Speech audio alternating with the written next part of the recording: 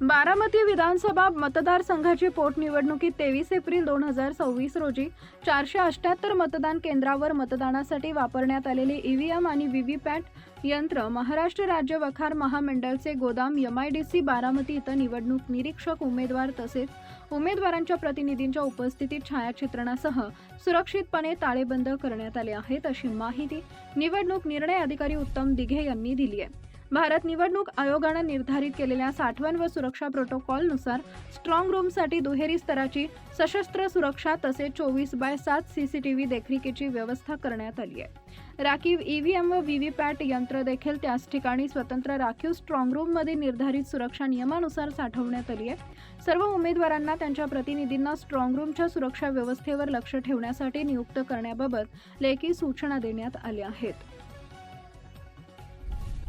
तसेच त्यांना अंतर्गत सुरक्षा परिघाच्या बाहेर थांबवण्याची परवानगी देण्यात आली आहे। यासाठी संबंधित ठिकाणी सीसीटीव्ही प्रदर्शनाची व आवश्यक सुरक्षा व्यवस्थेची सोय करण्यात आली आहे। या निवडणुकीत एकूण 58.17% मतदान झाले असून मतमोजणी 4 मे रोजी सकाळी 8 वाजता सुरू होणार आहे। यावेळी निवडणूक निरीक्षक उमेदवार तसेच उमेदवारांच्या प्रतिनिधींच्या उपस्थितीत स्ट्रॉंग रूम उघडण्यात येणार आहे, अशी माहिती दिघे यांनी यावेळी दिली आहे।